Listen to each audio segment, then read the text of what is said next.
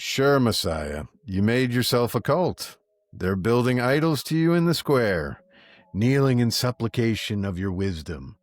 O mighty Lord, I will laugh when they find out they don't like you and can have you flogged anytime they do a naughty, though. Now, hold still, you pixie, and stop talking. You annoy me. Hello out there, low rusters. Hello, Charles. Are you, how you doing today, boy? Are you prime?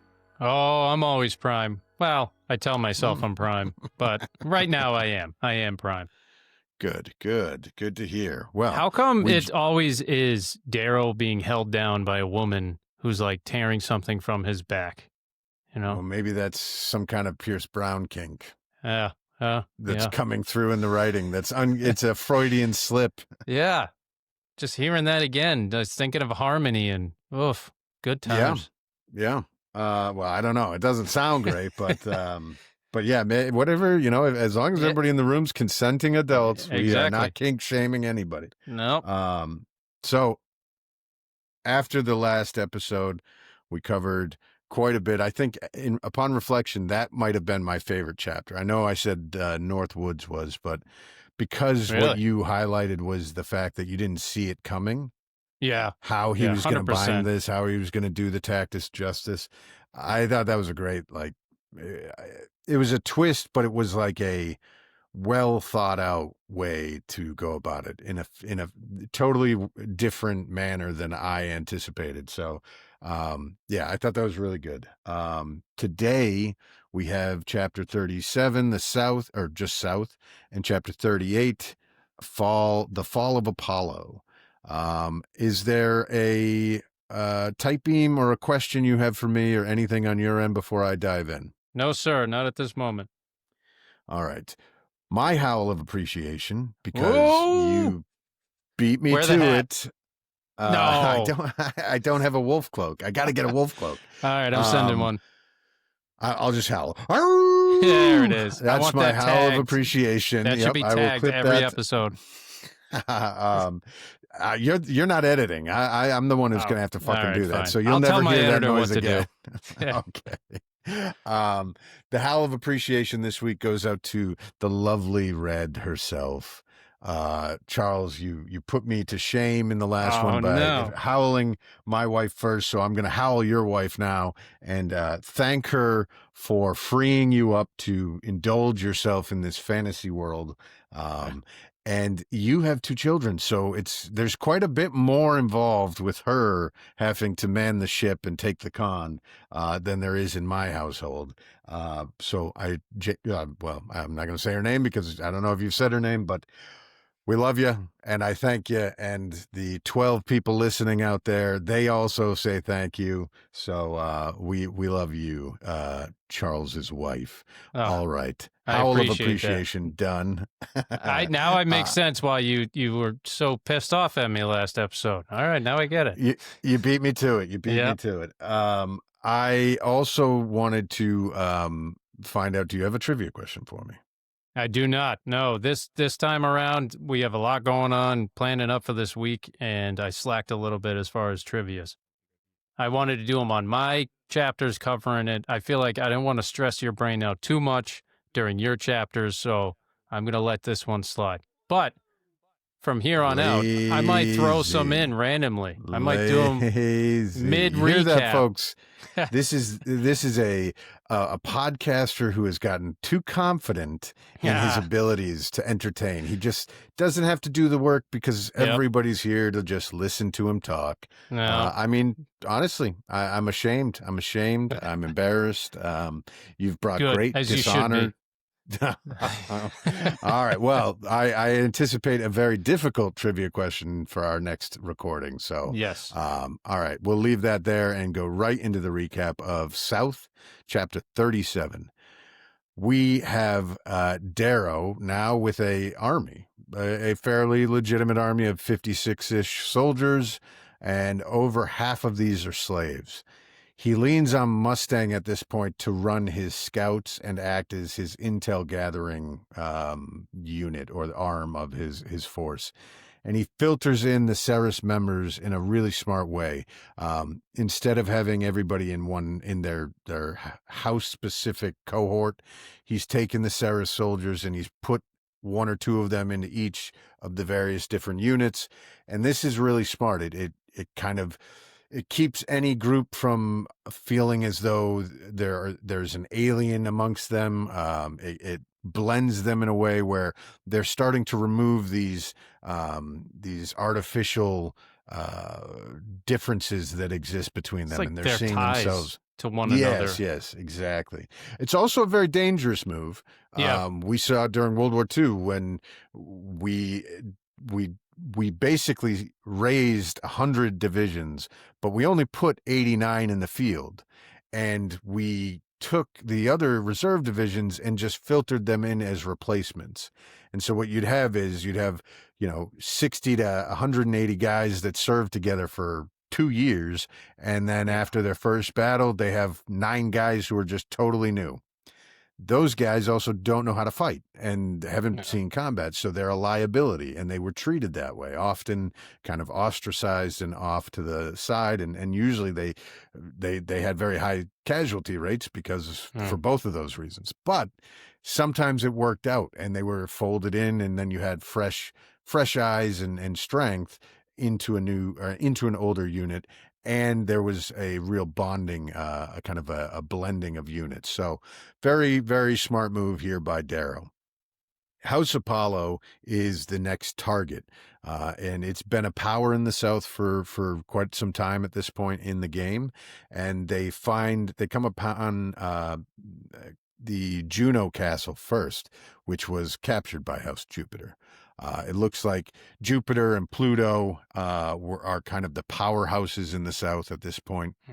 House Pluto is lingering like a case of the clap, and they're shadowing. Thank you. Yeah, I like it. Good, sell the laugh.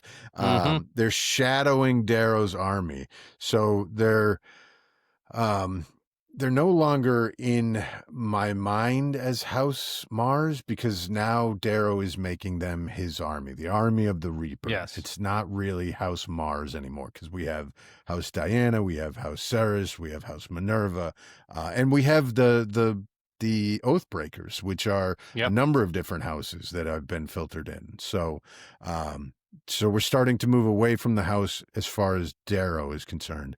But Pluto and Apollo and Jupiter, they're still very much in that mentality of they are the house that they represent. And Lilith is amongst the Pluto scouts that are shadowing Darrow's forces. We know this because,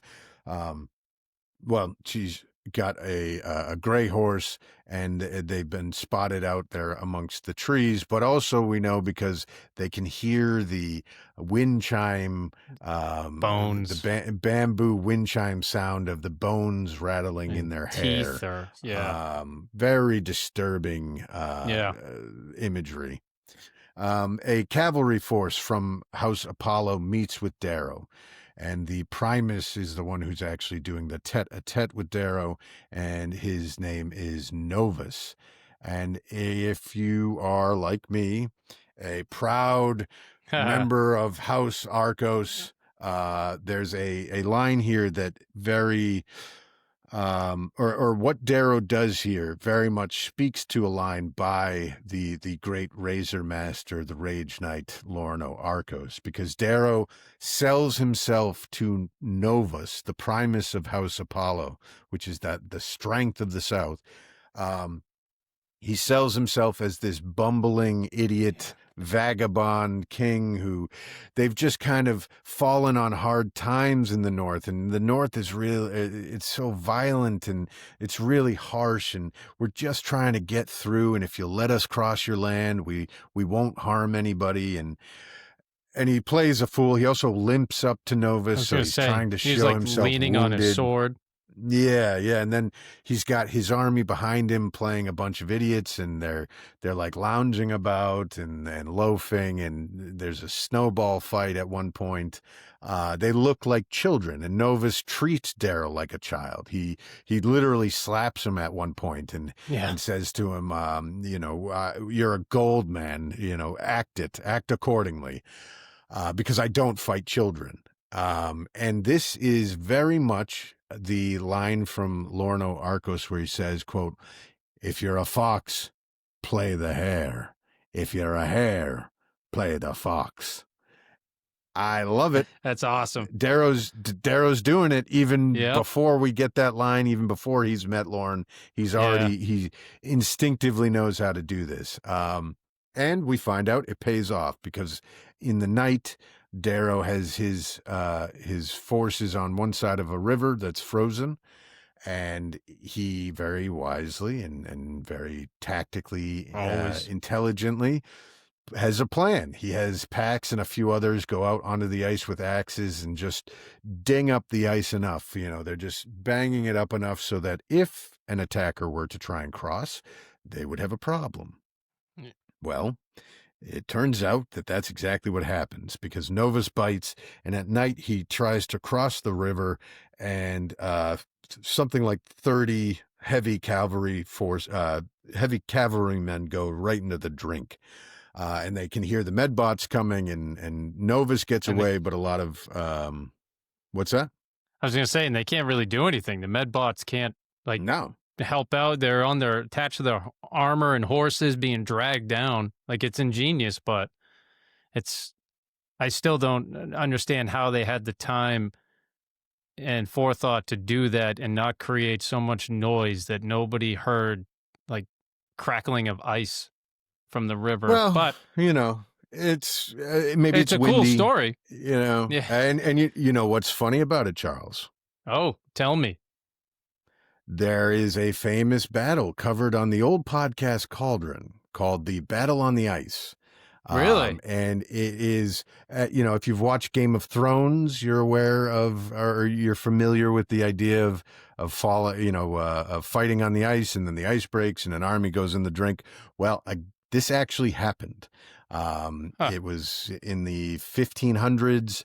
The famous Russian hero icon, of course, Come on. I'm listening. The Battle of Lake Peipus, between the Prince Alexander Nevsky of Novgorod and the Bishop of Dormond.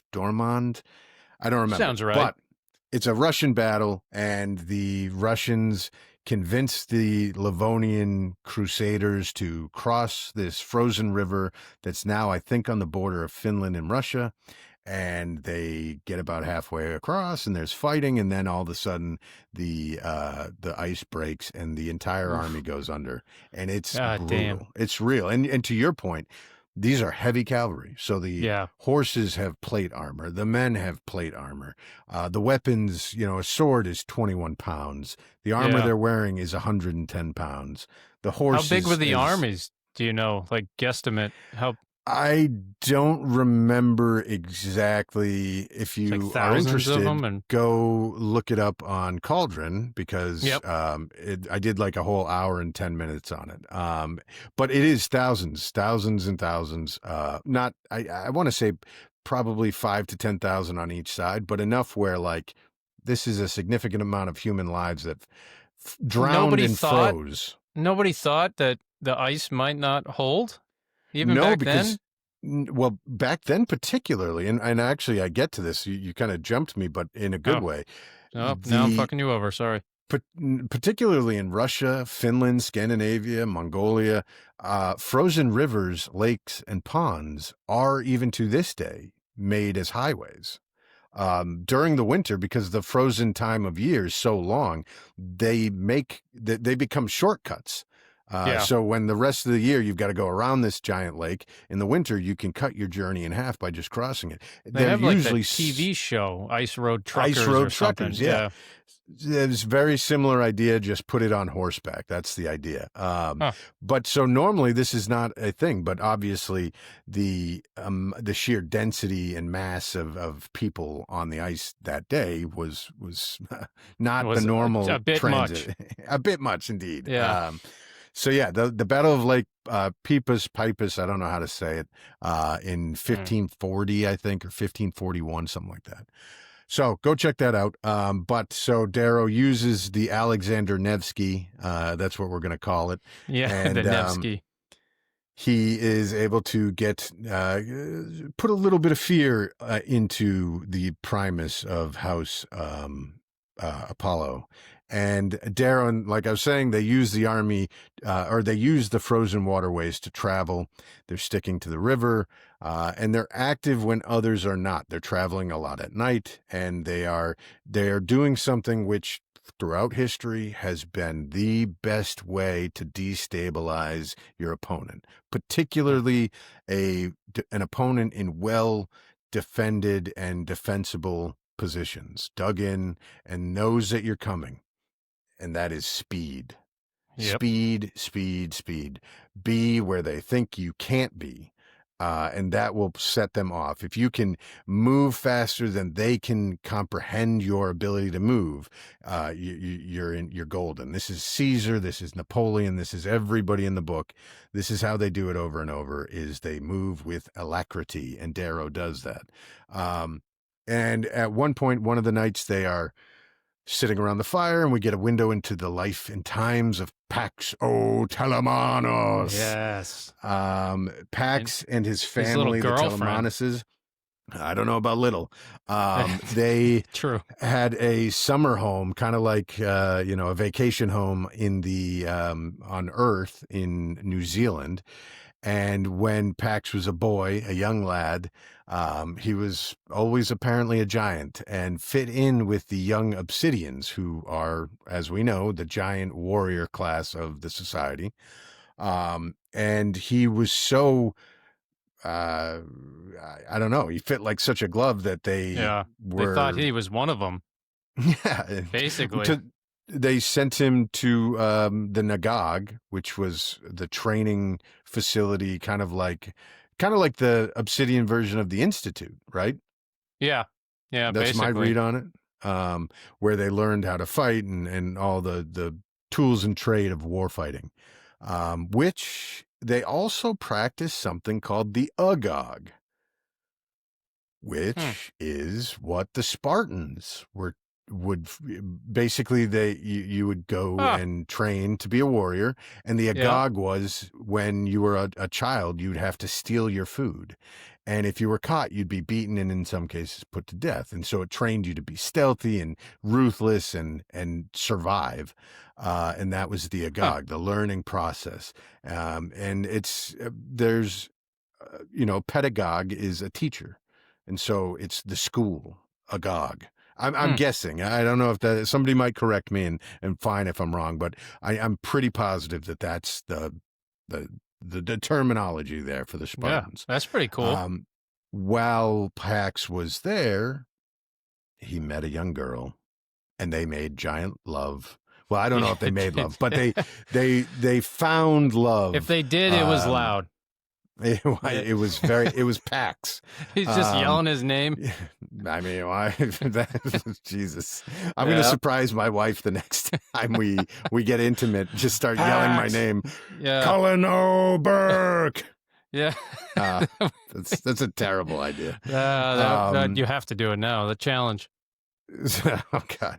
So I'll live stream it if we get 1,000 followers on Instagram. Jeez, now we're stepping in a whole new ground here. Oh, a Red Rising OnlyFans. All right. Jeez, I didn't expect that. This is grown. No. This could get lucrative. Real quick. So there was more than just fighting at the Agog with Pax. He found love in the arms of an Obsidian named Helga, which is a very Obsidian name. Yep. And I would assume she's a beautiful, lovely lady. All right. So Tactus brings up to Darrow. Tactus is kind of not wheedling or weaseling. I think he truly is a convert, but he's a convert with, he's not mindless. He's not mindlessly following Darrow. He has terms that he expects to be fulfilled for both him and Darrow. If he's going to do the things Darrow wants, he expects to be treated like an equal. And he makes that clear to Darrow, but he also gives Darrow information that's very important. He comes to him and says, He's being obedient by choice, not necessarily just for the sake of loyalty. And he'll do anything if he's treated as an equal, not a lesser. He also makes note that there are tracks made not by an animal or by feet. These are linear prints that look like low grav boots.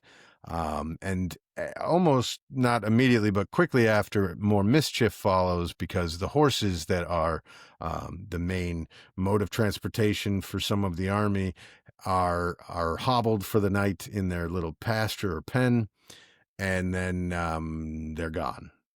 Yeah. And it Next looks like they morning. didn't just break free. I think Pax, I don't remember his quote exactly, but he says something to the effect, "Oh, poor horses, they were scared. The wind is so scary at night." No, Yeah. the cords that were hobbling and tying these horses together were all cut. Yes. So it's And for clearly, somebody traveling across during a winter blizzard, and like you mentioned earlier, speed is everything. And those horses are vital for his movement and to strike Apollo in an effective way. And now they're basically hamstrung. They're fucked. I mean, we really don't, because we're so far removed from the time period where horses were everything. Yeah. But I mean, for perspective, the German army that we famously call Blitzkrieg, and that was so fast and moving all over Europe and conquering everybody left and right. I think that they moved in when they invaded France, Poland, and Russia. Again, peak Blitzkrieg. They were Mm, traveling with 1.5 million horses, maybe 2.5 million. The vast majority of the millions of German soldiers that were moving in Blitzkrieg were moving on horseback or yeah. well, not horseback, but were horse drawn, or they were marching on their feet, obviously. So, yeah, you're right. These were essential parts of Vital. Yeah. Darrow's. They were part of his strategic plan to move as quickly as possible. Not they Yeah. would Not his be. tactical plan. I mean, eventually they would be, but really at Yeah. this point we're talking strategy. Yeah. Um, Mustang, beyond noticing Darrow's sleep issues of late, for which he admits that she distracts him too much, she finally asks him a very important question. What the fuck is with you and Cassius? And Darrow surprises her and says, "Oh, he didn't betray me. I Yeah. betrayed him by killing his brother in the passage." Yes. Which, Just to flat out Mustang's, admits it, like right off the bat. He's been holding this in for everyone else, and then Severo didn't even ask or whatever. It's just Severo guessed it, and in their moments, and this is just Darrow. Hey, she asked, and he just lays it all out there, and that's a powerful move. no more lies. Yeah, It's a freeing moment for him. He has a confidant that he like can truly trust. yeah, Outside of Severo. It's also an important moment because she realizes that the Proctors are throwing the game in this conversation with Darrow, that the Proctors are throwing the game for the Arch Governor's son, yeah. which, We know in a is her brother. conversation about betrayal and Yeah. lies, Oh, all right. I get what you're saying. Okay. And Darrow brings it, up a truth and lays it on the and line. it's a great moment to tell something if you are Yeah. holding it back. She chooses not to, That which is will interesting. come Why? back. Why? Why wouldn't she say it then? Is she ashamed, or does she think that? Ooh, that's a good Yeah. read. I thought she was just being, very coy and playing it smart, where, Uh, the more information you give anybody in this game, the more likely it'll come back to haunt you. But I think that your read of being ashamed is a good one. I like that. but also, It's basically all right. Now that it makes sense why she asked what happened with Cassius, because now to a similar extent, she's in the same boat where she knows of a secret that Yeah. she wants to share with Darrow, but she doesn't want to risk their relationship and strategy working together, much like Darrow and Cassius and Julian. So, wow, that's muddy. I skimmed right through that part. I didn't even think of that. I like that. You I brought didn't that up. I didn't come on it until doing the recap because it did strike me as like, oh, in this conversation but we Yeah. also when you're reading it the first time, like you don't know that. So Yes, exactly. it's it's the three stage reveal that George R. R. Martin talks about, where you give a little clue, then a big clue, and then you reveal it. And this is that. Yep. I think we're starting to get, eventually in the next chapter, there's another moment that happens where it's like, okay, we're hinting at something here. Yeah. Um, Yep. and so that revelation moment occurs. Another Darrow trap moment follows they're sitting around a fire, they're having good conversations, they're opening up to each other, and maybe him and Mustang are kind of getting closer and closer to doing, to admitting to each other how they feel. And Darrow gets up to take a leak. Very PG. And of course, because it's Darrow and it's Red Rising, In the woods. he sees a nearby forest and just has to wander into it by Alone. himself in the night, alone. Yep. And God forbid he go over, drop trow, empty his bladder, and then blissfully walk back to the campfire. Nope, it has to be a fucking trap, and it has to be a trap that he realizes, but it's too late. Yeah. And I'm saying this with all love and respect. I'm not criticizing. I think we're on number 4. Three of or Darrow, 4, yeah. 3 or 4 of him walking into the woods by himself. Or I'm sorry, not even walking in by himself. He's led into the woods by Mustang. By her voice. The call of Mustang is calling him deeper into the woods, which again, I'm like, what? So in his mind, he walks away from her, goes to take a shit or a piss. She doesn't know which one. He could have gone to take a dump. And in his mind, she was like, oh, now's a good time to get frisky. So I'm going to run around him into the woods and then call him in to bed him upon a bed of snow. Yep. Clearly, Darrow doesn't know women or just human beings, because that would be an insane thing for her to do. EO wrecked him. Of course, I don't know. EO twisted him up, and he thinks this is flirting. I don't know. Maybe you're right. Maybe you're right. This is some twisted game him and EO used to play, where she would ensnare him in traps in the cavernous mines. Yeah. Well, like we're hinting at, it is indeed a trap. And as Darrow realizes it, he climbs a tree to try and get a sense of where his enemy's coming from. Well, on the very branch he's sitting, all of a sudden, a ghost cloak disappears, and there sits Apollo. And Apollo gives him the opportunity kind of to go back north. He's about to say, he says, will you go north or whatever and do what I want you to do? And Darrow doesn't even really get the ability to say no, because Apollo pushes him off the branch and he falls to the ground. So with that in mind, I've got a couple of quotes. You covered a few, or you covered the first one I had. Mustang says, nothing binds like pain shared. I like that quote. Yes. That's it's your chapter. I didn't have it written down, but that's simple and effective, because I think of that with my old unit or something, like the bonds that we created through shared pain or misery. And it's why you do it's why you do wind sprints or ladders or anything like that, is everybody's dying. And it's watching everybody go through the same thing that kind of binds people. This is Darrow talking. He says, deep snows and hidden ravines make heavy cavalry sluggish, less useful. The game has slowed, but I won't. Mars and Jupiter can battle it out for all I care. I'll come back for both later. This is speaking to that idea of now he's turning the game, he's turning the speed of the game up. And you see it in professional sports, where great college players just don't get to the next level because the game is just X amount faster and they just can't reach that next level. Darrow's doing that here. He is ratcheting up the speed, and the others are going to be left behind because nobody can get to that next level with him. Well, before we move on, I have a question. Speaking of House Jupiter and Mars to the north, battling it out.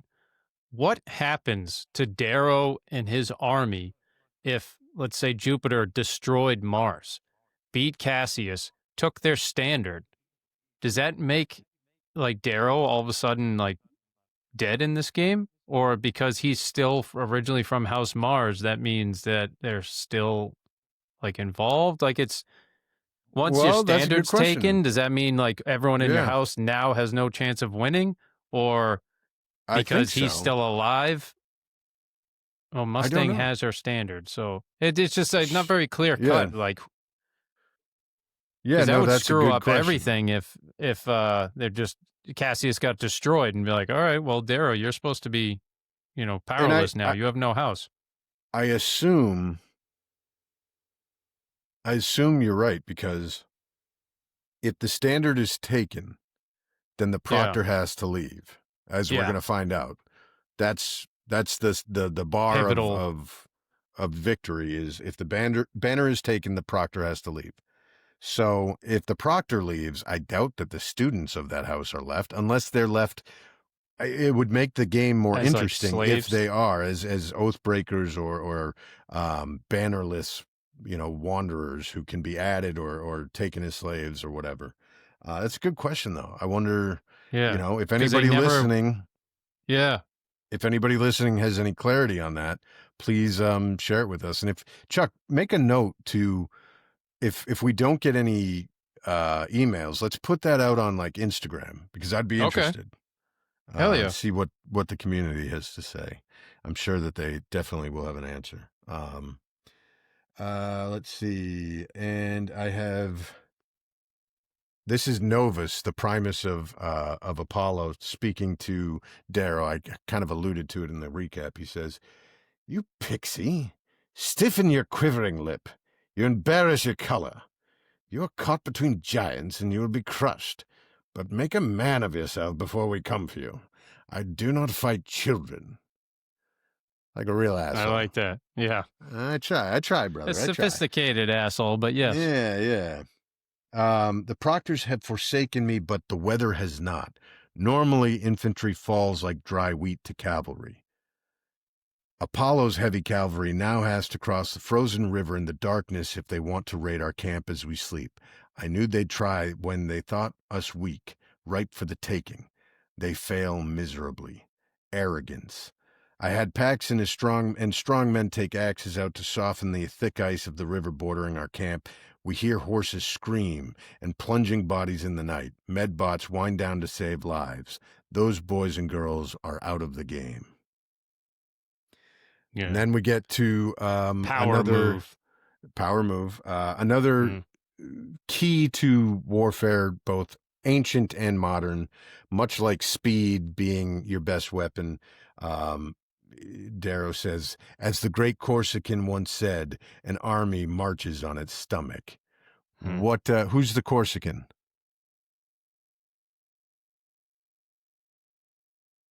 I don't know.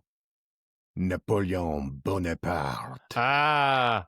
Oh, Yep. all right. He's the one that Famously. said that?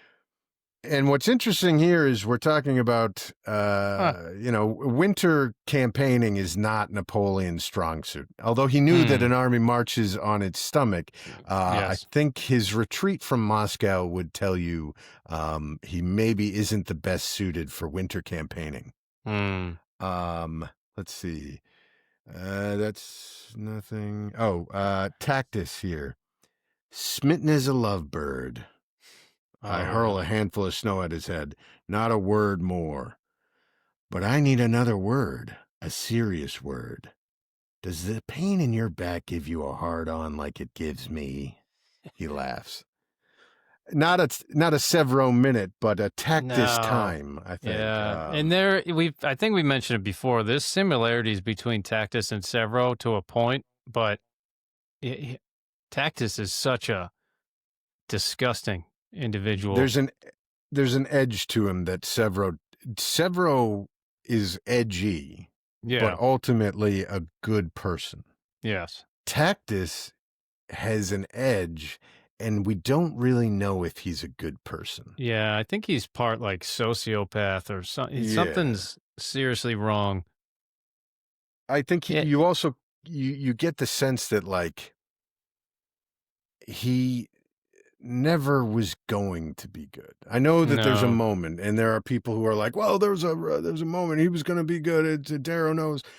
I don't think so. I don't No. get that sense. There's some people are just bad seeds, Yeah. and maybe he's fighting that urge to do bad, but like he's not fighting that hard. No. I Although don't think he maybe has a I've got a soul. bias against him. He might not, Yeah. and I don't. you can't blame him. Hurt people, and look at the family he comes from. Yes. That's definitely Um, part of why he's so twisted. That's for sure. I agree. so that is, and then the last quote I have is Mustang in that conversation with Darrow.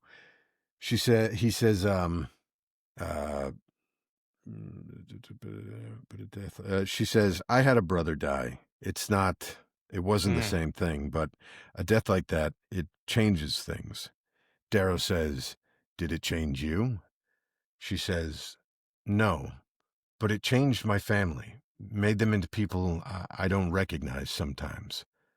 That's life, I suppose. Which, again, this is the moment. She's opening up. She's telling him about her dead brother like that. She's literally talking about one brother. I know. So it has But to be in her mind that she's talking about the other brother. and this never gets brought up too, ever. Like, hey, why didn't you No. why didn't you tell me? Why didn't No, I mean, Ugh. I don't remember. Maybe at the very end they have some kind of conversation about it, or maybe he has some internal monologue about it, but I don't recall anything like that. So it is No. interesting, or at least I thought it was. Okay, so chapter 38, The Fall of Yes, sir. Apollo. Apollo's trap is sprung, and Darrow falls to the base of the tree. Now, at the base of the tree is another little surprise, and it's not Mustang wandering the woods trying to hook up with him. In fact, it No. is a giant carved white bear. So we've talked about the carving of animals in this world.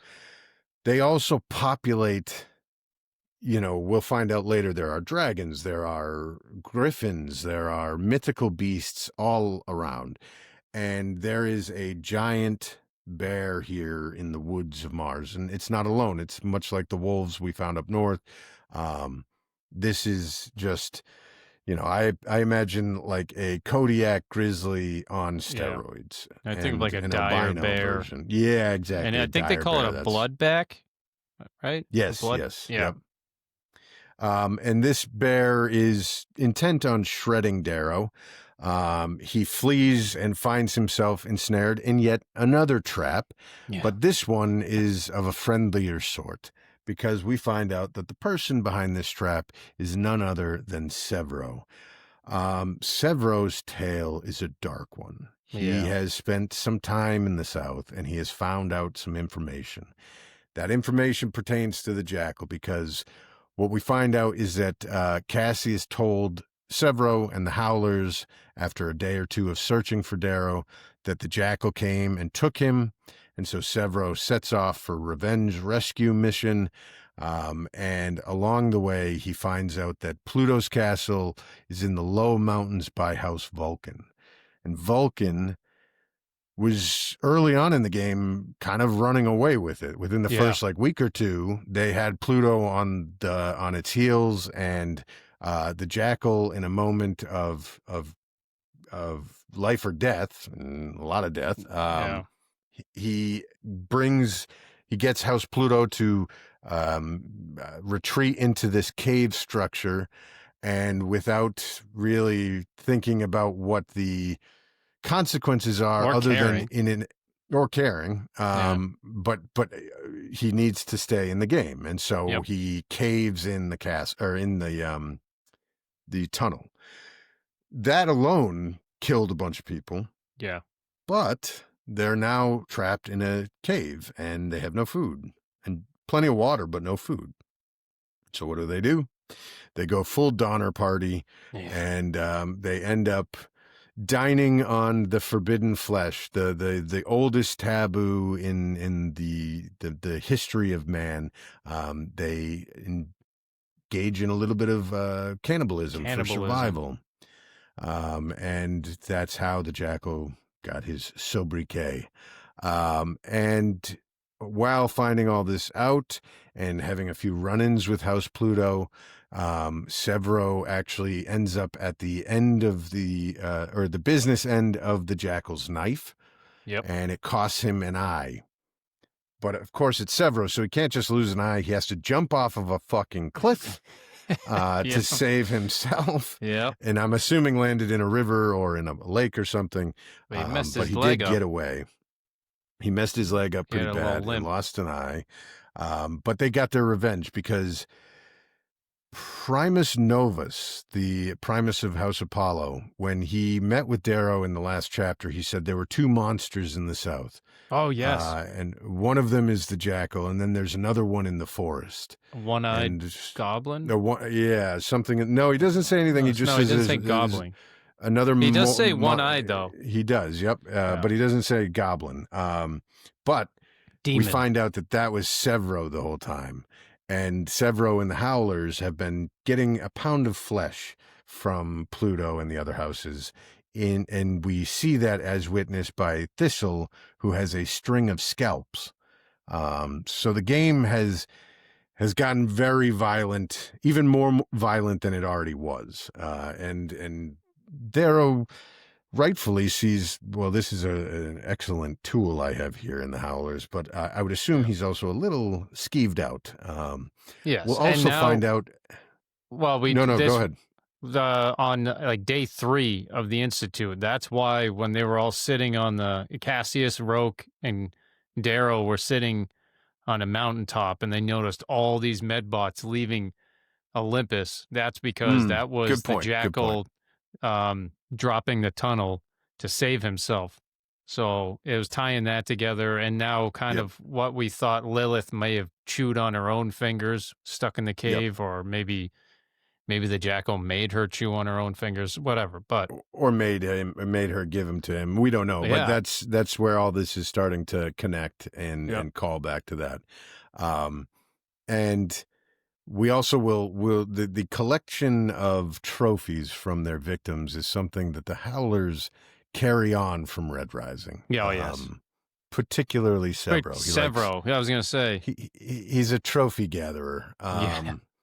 What would they call that in the video game world when you go on all the little side quests and collect everything? Well, there's like is that what it's called? Completionist is if you 100% a game. Yeah. And that's doing some of these games. They do it on purpose just so you can't get 100% completion. So they have some stupid things that you have to do in like random times during the day. But yeah, completionist. Oh yeah, the developers will add in random shit like that. But people will do them. That's very crazy to me, but to each their own. Severo gives Darrow all this intel about Pluto and Apollo and Venus, Mercury. They're the remaining houses in the south and the ones to be concerned. Well, and Jupiter too, right? Yes. And Apollo and Pluto and Jupiter are the ones to be concerned about. Mercury's apparently they're like so beaten up and depleted at this point that they're just like shuffling around, homeless and starving. Which Darrow, for a moment, has a bit of pity because he liked Mercury at the drafting. It's at this point that Darrow does learn from his previous mistakes. He realizes that he needs to involve his commanders in the plan. He needs to share his information, share his intel, and not silo all the various parts of his force into their own little units. So he has everybody get together and remove their rings. He is divulging information in that by itself. He's now letting them know, like, okay, everything we've been doing is filmed. Everybody out there can watch at any time. And so we are being watched, we are being followed, we are being tampered with, and we are being fucked with. So the game is no longer about house versus house. It is us versus them. And by them, he's telling them the proctors. Yes. After divulging this information, Darrow splits his team into 6 lots of 10, and he leads one unit and is not able to give Severo his own unit or command because the Howlers and Severo feel as though Darrow's plight with Cassius and being stabbed and betrayed and almost dying was their fault. They were not there to protect him, and so they will not let that happen again. But the other 5 leaders that he gives command to are Pax, Mustang, Tactus, which I thought was interesting, but maybe a show of confidence. Like, I need a ruthless guy out there, and this is maybe giving him a little bit of responsibility. Let's see how he does. And then Malia, which makes sense. But then the one that's most interesting, and maybe because, she's still a gold, is the previous potential rape victim of Tactus, Nyla. Nyla has her own cohort in Darrow's force, and she's taking command. She's a gold, and she's proving herself, and it's maybe smart to put Tactus and her on the same level. I mean, we might think that's distasteful and bizarre and wrong, but I don't know. In this situation, maybe it's smart. Show that they are equals, even though one has committed a crime and the other has the business end of that crime. They are, punishment was given and taken, and now we are moving past it. I don't know what you read on that. I didn't even put that together, honestly, at the time. And I still see it. That's a sign of like honor and respect that Tactus doesn't quite earn yet. So I think that having him as a leadership role is very confusing. But you could use that within a situation. That could be tactical. I get it. But I like your read on it, though. Like, show them on the same playing field, though. Like, she has her own command as well. I just didn't piece it together at the time. And she was, when Darrow asked her what's a good enough punishment, she said nothing. No, nothing is good enough. And then he was like confused by it, and then she said nothing is good enough. Yes. So like, I do think this is a moment of trying to, we've turned the chapter to a new page, which again is probably not something that would happen in the real world, and is something that we would find repulsive, but I mean, it works here. Apollo is the first house targeted, and they proceed with an excellent plan. Darrow has split his 6 forces up, decentralizing his army, which in the face of a superior defensive or well-defended enemy position is like doctrinal disaster. You are asking to get picked off one by one, particularly when your enemy has cavalry or mobile units. Like, very bad decision, except if you're a Napoleon, a Robert E. Lee, Genghis Khan, Kublai Khan, or, any of the Mongol generals, really. They were very capable at doing this, and it's the sign of a very talented commander to be able to separate your army and then call it back at the exact right moment. And that's when you're going to, you want to bring it all back together at the right point to apply as much weight and pressure on your enemy's weakest spot. Yes. So that's what he's doing here. He's also, he's performing the original psyops, where as they are picking off outriders and scouts, as they are going in small raiding tactics and gathering slaves, but then they're also letting guys go, and they're building up this fear. And they're the Mongols were great at this. What they would do is they would surround or attack an enemy, and as they're coming around either flank and they're surrounding it, they'd always leave an exit, because they'd want the people fleeing to go to the next castle and talk about how crazy horrific this was and how these bloody monsters came out of nowhere and destroyed us. And so that by the time they get to that castle, these people are terrified. They're already scared out of their minds, and now it's easier to take that position, and so on and so forth. And so even better is he always made sure Apollo students were the ones that got away. And he would keep the slaves and then turn them and then show them like, hey, this is how our army is. But then, those Apollo ones even if you took them, you can't crack them. There's a chance where they're like, no, I'll always defend Apollo. But the slaves might tell you information, So, let the Apollo ones go back and spread the fear. So very smart. And they do it. And it truly is like rumor, myth, legend. That's the original psyop. You're building as much of this Reaper mythology to the point where his own army, they're telling stories about the Reaper around the fire, and they're sitting right next in. to him. And they know this is all. Remember bullshit, when he rode a dragon and took a castle, but with a spoon? You're like, what? Exactly. It's fantastic. I love that. And then so Proctor Apollo and a few other proctors appear in the night, and they use a jam field to scold the children and threaten them into compliance with their demands. Turn back, retake the north. We'll even help you do it. And then steer clear of the south. Don't come down here. You don't need to be down here. There's nothing here for you. It's a violent, terrible thing. And your House Mars is in chaos. Go back, bring order to that chaos, and we'll help you do it. Severo, Proctor Apollo has a wineskin with him, and Severo, being Severo, grabs the wineskin and chugs it, and then gets up and rather abruptly says, I gotta go take a leak. And then he grabs his stomach and says, oh, maybe it's not just a leak. And Apollo at this point is perplexed, but then continues to rant and rave at the followers of Darrow.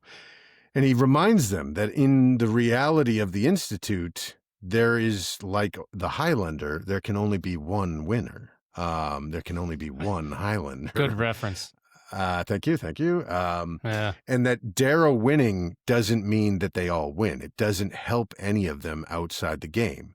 They can't all win, which is a very compelling argument if they were fighting the other houses. If Darrow hadn't taken the steps to include them in the understanding that they are now fighting the proctors, I think that's where this is the payoff of that. But also that's always the rule. That's always the way this game's set up. You want to be Primus and your house wants to win. You already know there's only going to ever be like one winner. True. So it's like it's a bullshit argument in my mind. It is because it's also like even the winner needs allies. You can't win by yourself. Like the whole point is to create a coterie of friends and allies that will help you in the Institute, but then also when you leave. Yes. You're second working in command. Together as a team, even if it's under this weird band with a Minerva flag and a Reaper for a leader, people would see how you work together and conquered. Of course, people would want that for future employment.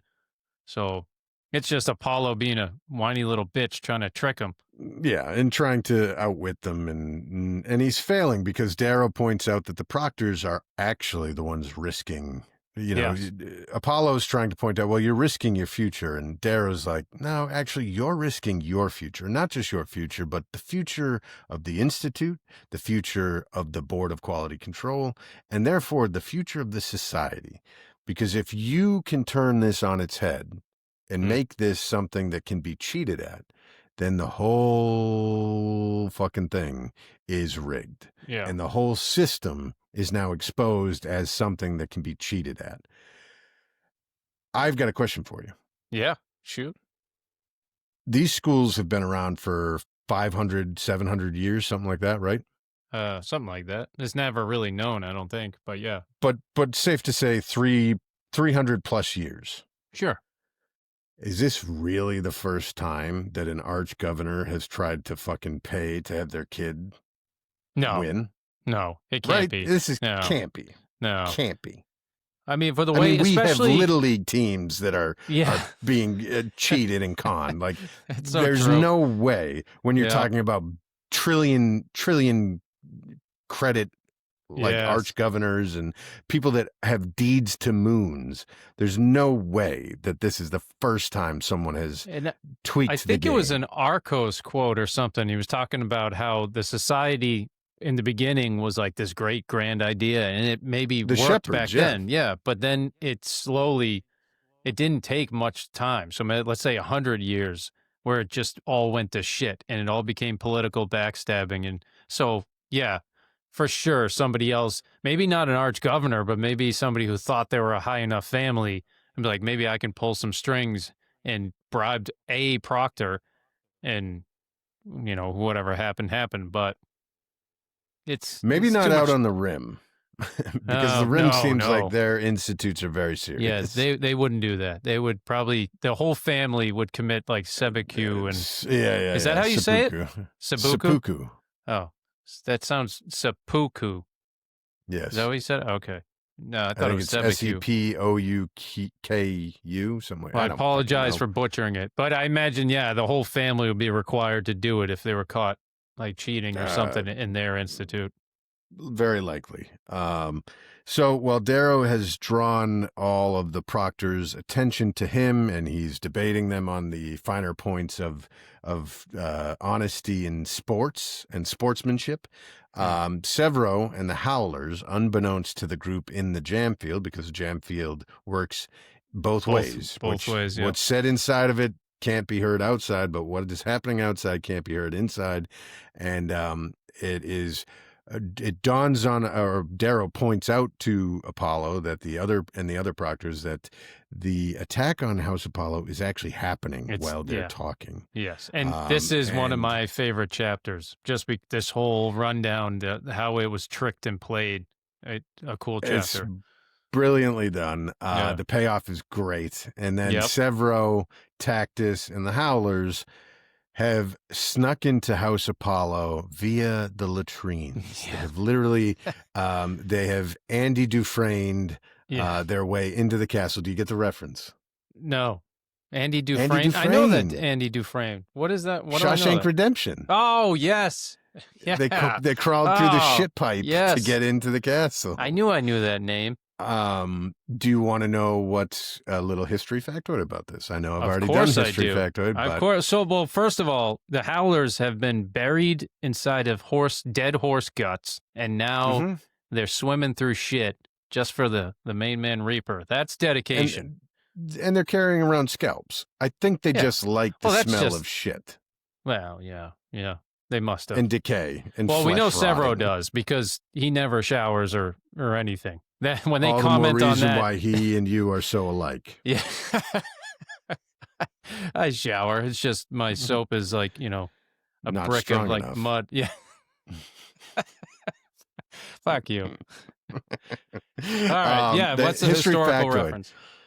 The Anglo-French War of 1202 to 1204. I think I have it in my notes.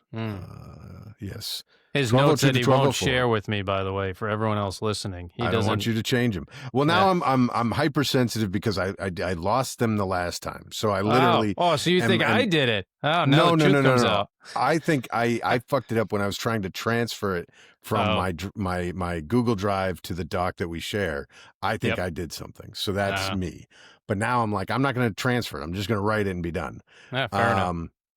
So the siege of a Chateau Galliard was part of Philip II's campaign to get rid of English forces on the French mainland. And the English under King John were in this castle. They were penned up and under siege. And Philip had some of his men climb through the garde-robe, which is the toilet chute. And they entered through there and then walked down and opened the gate, and they were able to successfully capture the castle. So, and they did it in August in France. So imagine the smell. Steamy and disgusting. Soupy. And I've done burn pits. All right. Well, you have to burn your waste and your crap and all that overseas, and it lingers. But I've never crawled through it. That's dedication. That's somebody. That's love, baby. That is love. That is I don't know. I don't know if I'd crawl through a river of shit for you. As much as I love you, brother. I don't know. I don't know if it's in me. No, I'll wave to you from the other side of the river and be like, "Yep, Yeah, fuck you. Probably. That's fair. That's fair. I'll throw you the something you need. That's about it. a life raft. Yeah. The collapse of House Apollo is swift, as most sieges, when the castle is infiltrated, that's it. There are very few where a successful defense was put on. I mean, you do have like counterattacks and falling back to different parts of the castle, but typically when the gate is open, that's it. You're game over. Has there ever really been a successful defense, like where they actually stopped and then progressed back and won back a castle? Yeah. There are definitely they are the exceptions that prove the rule, but they definitely are. I think that happens in one of the sieges of Jerusalem. I know it happens in one of the sieges of Tyre, and I'm sure I mean, there's thousands of battles that I am not familiar with, so I'm sure in some of the ones that I don't know that happens, but very rare because it's such a psychological blow. True. You've convinced yourself for however long you've been besieged, which could be for months, even years. True. You've convinced yourself that the only thing protecting you is these walls. And as soon as that illusion is destroyed or punctured, you're fucked. That's an and then interesting point. The other side of that too is typically besieged are in worse shape physically, like they're starving, they're low on resources, and they almost always have fewer men. So like a human wave eventually, just the sheer mass of it will eventually take over. I think it's Napoleon or Stalin said that quantity has a quality all its own. In the famous argument about quality over quantity. Well, quantity has a quality of its own. Yeah, I like that. So Novus is attempting to put up a defense in the main section of the castle grounds. And even though they're better armed, they are not better led. And that's the real key here, because Darrow uses his rage, his agility, and the strength of mighty Paxo Telemanus to literally throw him over the enemy lines and put him at the backside of Novus's shield wall, and that instantly breaks them. Now they're taking on a madman from behind and the rest of Pax and the Reaper's army from the front, and it's just chaos, bedlam, and it ends pretty quickly. Novus, though, does try and defend himself alone. He goes one-on-one with Darrow, and he's better armed. He's got an ion blade to Darrow's. Is it an ion trident? No, he had a trident that was actually charged. Oh, no, a spear. A spear. I pictured it as a trident, but yeah, it was like a spear, but it was like electronically charged. And yeah, it's an ion blade. Yeah. So a trident's way more badass. I'd rather go with that. That's how I pictured it. Yeah. It might be. I might have just been. I put spear in the notes and it's trident. I don't know, but I like that. Darrow just has his lowly sling blade. And so for a moment there, it's like, how is he going to do this? Well, again, he's got the agility of a red. And as the thrust comes at him from the spear, Darrow pivots and then rolls. He kind of twirls around and along the spear and then ends up behind Novus.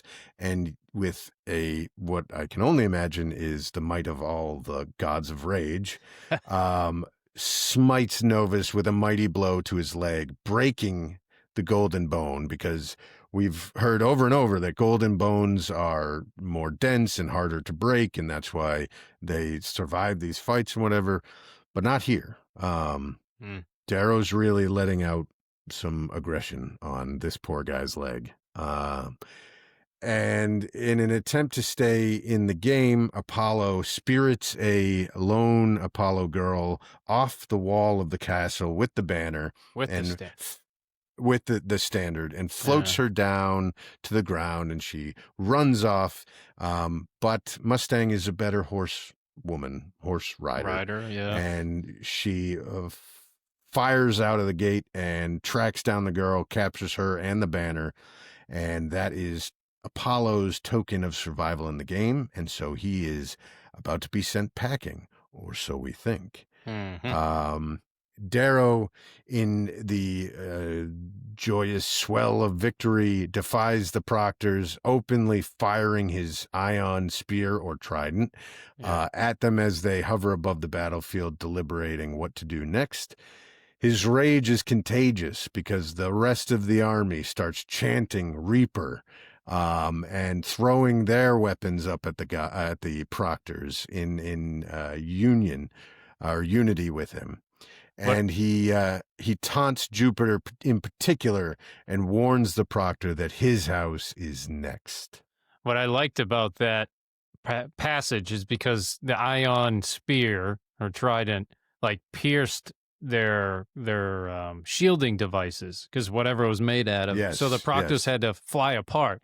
And then when the rage of the army wanted to do the same, they're throwing them up, hit the shields, and then they're actually coming back down on them. Yes. So they had to scatter and run. But they were probably laughing the whole time while it was happening, turning it into like a little game. I kind of pictured like the Taliban, you know, when they're like just happily shooting their AKs in the sky like the lunatics, and it's like someone's going to get hurt. Like somebody's going to get killed.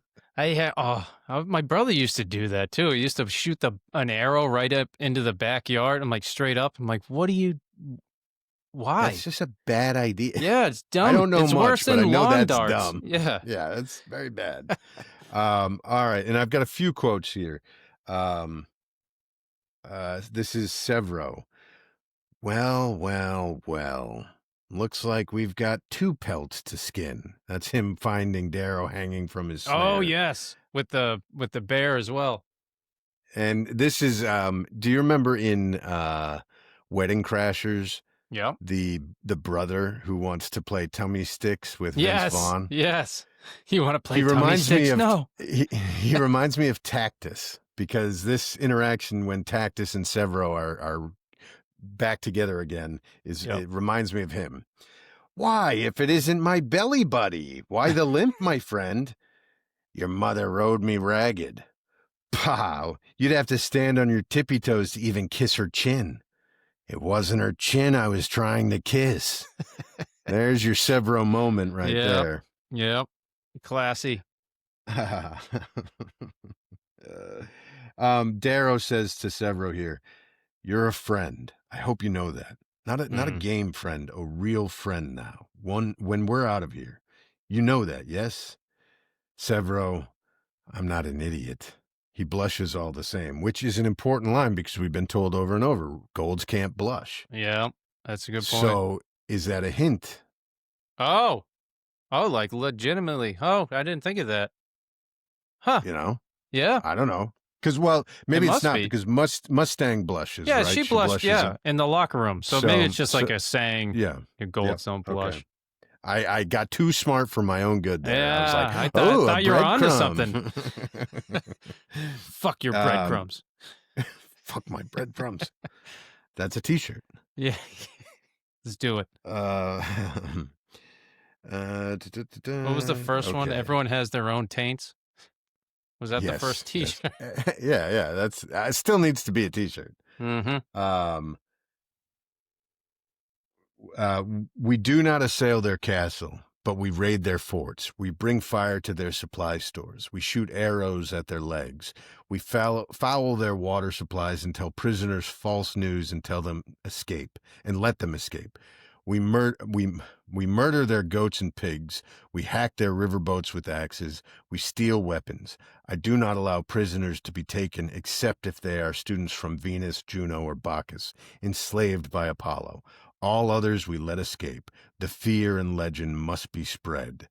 The perfect psyop he's running. It's like this total destabilizing effort. It's causing the Apollo people to really question everything about the game because they're playing a different game. This is that moment Cassius said of, you came into this a beast. Yes. He's putting that on full blast right here. Do you think it They helped him very recently going through the carving and all of that? Having this wealth of knowledge like imprinted in his brain probably helped him be able to form this instead of the for Golds sure. learning it over 16, 17 years and being lazy about it. For sure, I think so. It's Yeah. like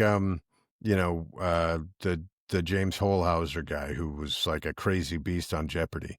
Julie was telling me that he took like a year off just from work, just to Hmm. study all day, every day to Just, prepare for Jeopardy. And wow. then he went and did Jeopardy. So like most people that go on Jeopardy, they have 20 or 30 years of picking up factoids and they just try Yes. and have Mm, recall. and This trying guy to just took remember a it. year and did like everything. Did he win? Did Um, he do well?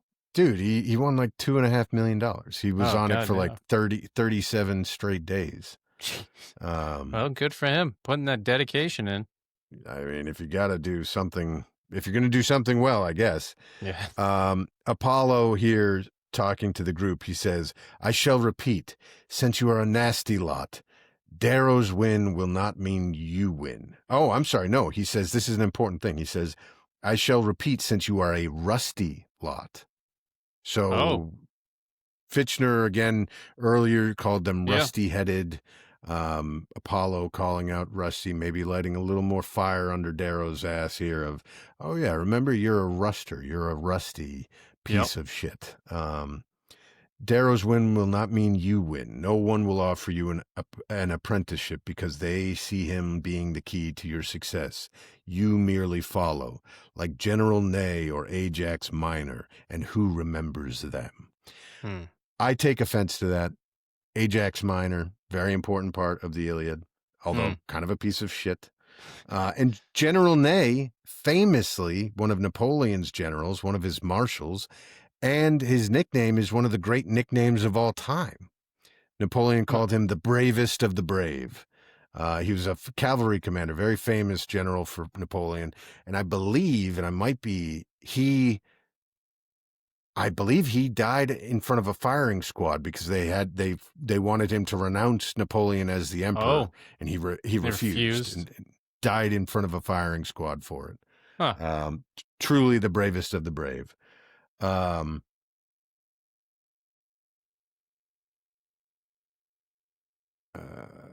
I was wondering, Apollo maybe called them rusty because they all think that like the Reds are ignorant folk underground, and so he's just yeah. like, Oh maybe you yeah. guys seem a little rusty, like you guys are as dumb as some Reds. Let me Yeah. No. repeat myself. Yeah, I think it's a pejorative. I think it's yeah, like calling some group of people you're a bunch of idiots or you're a bunch yeah, of morons. So like that's why Fitchner said it to you're yeah. rusty headed or whatever. It's more of like it's probably in the common like lexicon of when you're trying to say someone's. It's like calling somebody Polish now. Yeah. You know, Yeah. oh, you're like what are you, Polish? Like I'm not.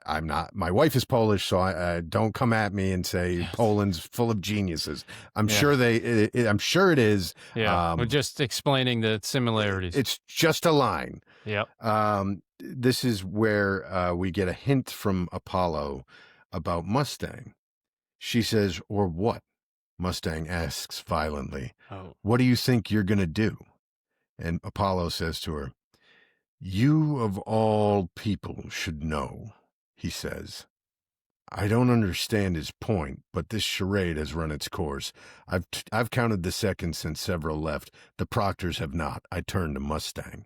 So right there, we're getting another hint here in this kind of multi-tiered reveal that Yeah. Mustang is holding Is something back from Darrow. is more than she seems. More than meets the eye, Mm-hmm. as they said in Transformers. Um, this is Darrow talking about how they took the castle. He's crawled through shit to earn that banner, talking of Tactus. The slaves we captured throughout the week told us of the castle's weaknesses, large latrine holes. And so Mm. Tactus, Severo, and the Howlers exploited them in dreadfully efficient time. And Like this is maybe Drano. yeah, exactly. Oh, God damn Yeah. you. This is maybe the sexiest line in the book so far, right? Oh boy, let's go. Or the sexiest moment. Okay. Pierce is maybe not I don't know. He doesn't write very romanticy type stuff, but this is as close as we've gotten so far. Mustang says to Darrow, "Take their Primus," Mustang whispers in my ear. She points to the tall, hard boy and smacks my butt. "Claim him." Yeah. It's Yeah. a little, oh boy. I'd do anything. I'd run through a wall at that point. That's the week. We know how to get Cullen going. Speaking, Claimed screaming my name. Yes. God, that's bad. Yep. And then we go back. And the last quote I have is Darrow says, as Mustang is kind of, this is where they work so well together. He now has achieved his aim of putting down Novus, and he says, "Mustang takes the reins of battle." So he's like totally cool with her going ahead. She does the X's and O's. She's going to mop up and take care of everything. There won't be any loose strings here. In fact, we know because that girl that tries to get away with the help of Apollo, Yes. Mustang gets that taken care of. Order comes out of the chaos when Mustang takes the reins of battle. And Darrow already knows that about her. Like, And I'm the blade end. She's the order that follows. And it's the book, the series, in a nutshell. Yeah. He's right. the hammer, and she's the one cleaning it all up. And they're establishing that already. Yeah. Which is pretty cool. Or, Pierce is pretty good at doing that this early on, that echoes throughout the whole series. Yeah. So that is chapter 37, The Fall of Apollo. I do have a Tight beam? No, off. Well, I do have a tight beam. Oh, Asman on Instagram. oh, Hold on. He was the guy that we were talking about. How do you pitch the books to friends and family? yes. And on Monday, he said, "Oh no, just hear you say you don't get how people can say first book is YA, LOL. I'm ready for my lashings in the next pod for that thought." Laughy face tears, because he had said that he does admit it's kind of YA, and that's how he pitches it. No, I will not be flogging him, because if I did, I would have to flog myself, because I have told people the first book is kind of YA in the sense that there are some elements that are very similar to Hogwarts and very similar to Hunger Games, as we've talked about ad nauseum. In the beginning. And this is the last time we're ever going to talk about YA. I'm never going to bring this up again. I promise everybody listening. This Flog is the last yourself. rant I go on. I will flog myself. I will pull a Darrow. I will get a Pax and have him beat the shit out of me if we ever talk about it again. So Asman, well, no, it's just the Asman, Azzman. You're free to go. There's no punishment to be rendered. We're not judging you. Just don't do it again. Yes. Or else. This or is your else we're gonna first get warning. taxed. I will get my cloak back on, and I will find you. That's it. And then also I wanted to shout out another Lit Escalate guy, Joe Abercrombie. Yeah. I got this book on Saturday, The Devils. I got it on Saturday. I started it about 7 o'clock Saturday night, and I finished it at about 7 o'clock on Sunday night. It was that good. Really? It is very fun, very ridiculous and violent and insane. It's kind of a there's a lot of great action sequences and really good characters, great lines. It's not as serious as the Red Rising saga. Okay. It's much more of a wink kind of look, breaking the fourth wall, not breaking the fourth wall, but kind of like it knows what it is. It is pure entertainment, high octane fun for the sake of fun. You're never walking away. There's only 3 lines in that whole like 700 pages that I highlighted from my own memory. Yeah. That was it. The rest of it's just like silly and crazy, but it's a great read. So Joe Abercrombie, and it's called The Devils. It is also a Lit Escalate author, so definitely worth checking out. You had me hooked at violent and Well, he's the guy. I don't know. Have you read the Last Argument of Kings? Nope. The Blade itself? Nope. Those are all great. They're more fantasy setting. So no, I have not. They're right in your wheelhouse, and that's he's a very fun author. He's a good author. So that is what I have for my off-world discussion. Do you have anything you want to add? No, I covered mine on my little chapters, which we had so before this little get together. So I'm all caught up. All right. Anything I missed in the recap? No. Besides, after this, my 2 chapters are going to be the Proctor's Bounty and Paradigm. It's 39 and 40, which, yes, that's where we start to meet some people. Things change. Yes, some answers. Answers to questions. Things change. People evolve. Violence ensues. All here at the Sons of Ares podcast. Red Rising Saga podcast. Look at that. We're real big time now. If you have anything to share, artwork, music, anything that you make that you want to put out there to a broader audience, send it to us. We would love to share it and give it a platform. It's a small platform, but we'll pump it as much as we can. If you have any, we'll put it, if you're on Instagram, which is our main domain, or Twitter, or on YouTube, just go to Sons of Ares Pod, and or at Sons of Ares Pod, and you'll find us. If you have a question, a comment, a thought, anything you want to bring to the table, email us at thesonsofarespodcast@gmail.com. I don't know why I did 2 different things there. Why didn't I do them all the same? Anyhow. This is on you. You should have told me that you was failed. dumb. No, I was just going to say, you failed. You cut me off before I could finish. Of course. Well, that's normal, right? So if you've got anything to add, send it to us. We'd love to talk about it. Other than that, my good man, I am done. All right, sir. Well, until then, everyone else, have a good one.